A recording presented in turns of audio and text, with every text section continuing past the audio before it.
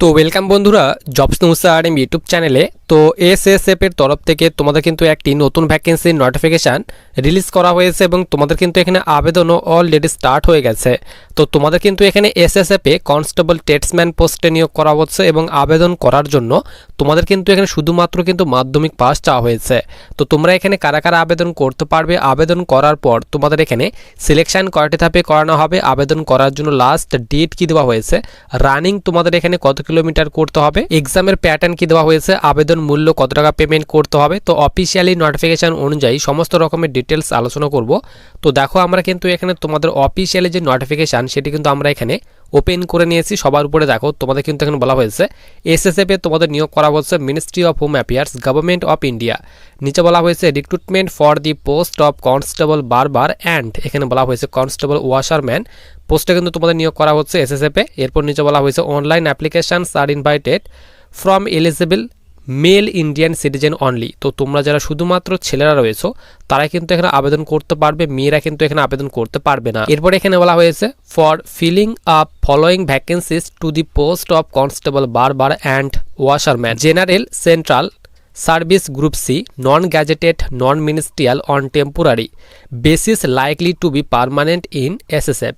তো তোমাদের কিন্তু এখানে যে পোস্টে নিয়োগ করা হচ্ছে কনস্টেবল বারবার অ্যান্ড ওয়াশারম্যান, এটি কিন্তু গ্রুপ সির ভ্যাকেন্সি, তার কথা বলা হয়েছে এবং তোমাদের কিন্তু এখানে একদম পারমানেন্টভাবে কিন্তু নিয়োগ করা হচ্ছে। এরপর নিচে এখানে বলা হয়েছে applications from eligible candidate will be accepted through online mode only, no other mode for submission of application is allowed। তো তোমাদের কিন্তু অবশ্যই অনলাইন মোডে আবেদন করতে হবে। অনলাইন মোডে যারা আবেদন করবে তাদের ফর্মটি কিন্তু এখানে অ্যাকসেপ্ট করা হবে, বাকি মোডে আবেদন করলে তোমাদের ফর্মটি কিন্তু এখানে অ্যাকসেপ্ট করা হবে না, তার কথা বলা হয়েছে। এবং আবেদন অলরেডি স্টার্ট হয়ে গেছে 30শে মার্চ 2026 থেকে এবং তোমাদের কিন্তু এখানে আবেদন করার জন্য লাস্ট ডেট বলা হয়েছে 28শে এপ্রিল 2026 পর্যন্ত তোমরা কিন্তু এখানে আবেদন করতে পারবে।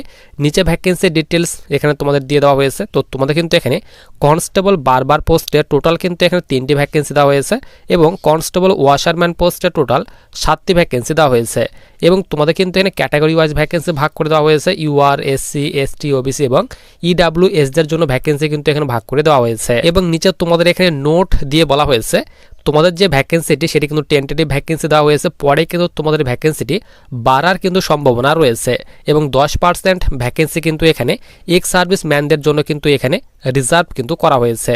নিচে তোমাদের এখানে পে স্কেলের কথা বলা হয়েছে। তো সিলেকশনের পর লেভেল 2 এর বেতন দেওয়া হবে। বেসিক পে বলা হয়েছে 19,900 থেকে বেতন স্টার্ট হবে এবং তোমরা কিন্তু এখানে 63,200 করে প্রতি মাসে বেতন পাবে এবং বেসিক পের সঙ্গে আদার্স যে তোমাদের অ্যালাউন্স রয়েছে, তো সমস্ত রকমের অ্যালাউন্স তোমাদের কিন্তু বেসিক পের সঙ্গে যোগ হবে। নিচে তোমাদের এখানে 4 নম্বরে বলা হয়েছে এলিজিবিলিটি কন্ডিশন। তো তোমাদের এখানে কনস্টেবল বারবার এই পোস্টে আবেদন করার জন্য বয়স চাওয়া হয়েছে 18 বছর থেকে যাদের এখানে 23 বছর বয়সের মধ্যে বয়স রয়েছে তোমরা আবেদন করতে পারবে এবং কোয়ালিফিকেশন চাওয়া হয়েছে, অর্থাৎ আবেদন করার জন্য তোমাদের এখানে যোগ্যতা চাওয়া হয়েছে matriculation pass or equivalent from a recognise school or institute অবলিক বোর্ড। তো তোমাদের এখানে বলা হয়েছে যে কোনো বোর্ড থেকে যাদের এখানে শুধুমাত্র 10th পাস করা রয়েছে তোমরা কিন্তু এখানে আবেদন করতে পারবে। এর সঙ্গে সঙ্গে নিচে কিন্তু তোমাদের এখানে বলা হয়েছে পরে কিন্তু তোমাদের এই ট্রেডের অর্থাৎ কনস্টেবল বারবার ট্রেডের ট্রেড টেস্ট কিন্তু নেওয়া হবে, সেটি কিন্তু অবশ্যই তোমাদের কিন্তু পাস কিন্তু করতে হবে, কোয়ালিফাই কিন্তু করতে হবে। এখানে কিন্তু আবেদন করার জন্য কোনো রকম কিন্তু তোমাদের এখানে সার্টিফিকেট কিংবা এক্সপিরিয়েন্স কিন্তু চাওয়া হয়নি, শুধুমাত্র কিন্তু এখানে 10th পাস চাওয়া হয়েছে।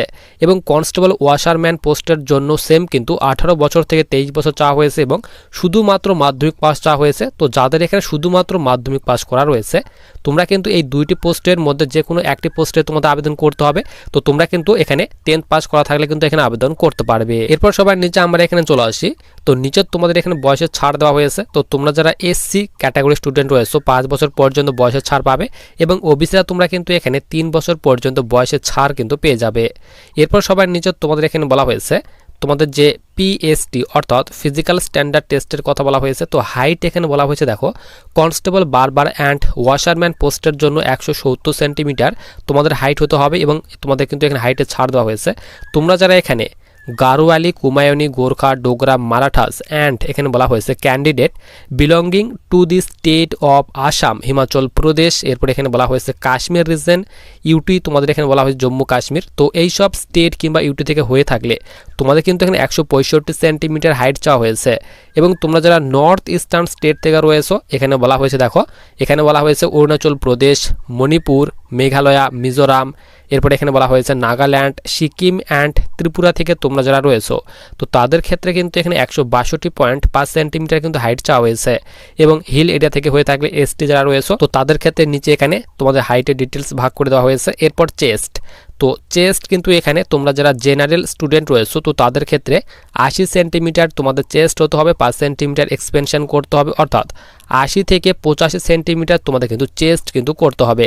এবং তোমরা যারা নর্থ ইস্টার্ন স্টেট থেকে রয়েছো, হিল এরিয়া থেকে রয়েছো তো তাদের ক্ষেত্রে এখানে 78 সেন্টিমিটার তোমাদের কিন্তু নর্মাল চেস্ট চাওয়া হয়েছে, এক্সপেনশন করে 83 সেন্টিমিটার চেস্ট করতে হবে। তো তোমাদের চেস্টের ডিটেলস কিন্তু এখানে ভাগ করে দেওয়া হয়েছে। এরপরে এখানে মেডিকেল তোমাদের স্ট্যান্ডার্ড কি হতে হবে তার ডিটেলস ভাগ করে দেওয়া হয়েছে। এরপর 5 নম্বরে বলা হয়েছে হাউ টু অ্যাপ্লাই, তো তোমাদের কিন্তু অবশ্যই অনলাইন মোডে আবেদন করতে হবে। এখানে বলা হয়েছে eligible and interested candidate need to apply online through ITBP recruitment website. তো তোমাদের কিন্তু অবশ্যই এখানে আইটিবিপির রিক্রুটমেন্টের যে তোমাদের ওয়েবসাইট রয়েছে সেখান থেকে কিন্তু আবেদন করতে হবে। এখানে বলা হয়েছে, দেখো তোমাদের লিঙ্ক দেওয়া হয়েছে https://recruitment.itbpolice.nic.in। তো তোমাদের কিন্তু অবশ্যই এই অফিসিয়ালি ওয়েবসাইটে ভিজিট করে কিন্তু আবেদন করতে হবে। তো আবেদনের লিঙ্কটি কিন্তু আমি তোমাদের টেলিগ্রাম চ্যানেলে দিয়ে রাখবো।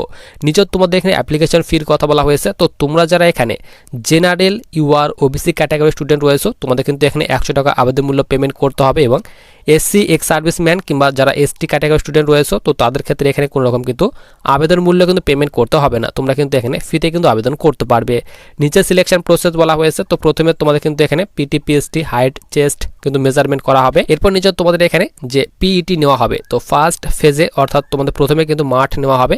তো পিইটিতে তোমাদের কিন্তু 1600 মিটার রানিং রাখা হয়েছে, তার জন্য তোমাদের কিন্তু এখানে 7.5 মিনিট টাইম দেওয়া হবে। এরপর লং জাম্প রাখা হয়েছে 11 ফিটের 3বার চান্স দেওয়া হবে, হাই জাম্প রাখা হয়েছে 3.5 ফিটের 3বার চান্স দেওয়া হবে।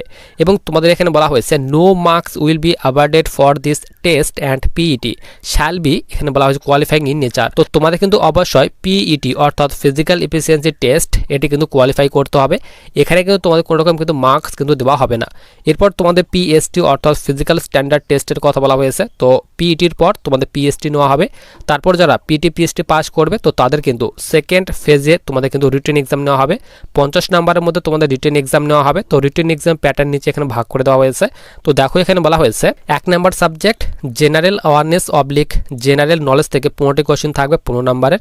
এরপর তোমাদের কিন্তু এখানে এলিমেন্টারি ম্যাথামেটিক্স থেকে 10টি কোশ্চেন থাকবে 10 নম্বরের। এরপর অ্যানালিটিক্যাল অ্যাপটিটিউড থেকে তোমাদের 15টি কোশ্চেন থাকবে 15 নম্বরের। এরপর ইংলিশ অথবা হিন্দি, তো এই দুইটি সাবজেক্টের মধ্যে যে কোনো একটি সাবজেক্ট চুজ করতে হবে।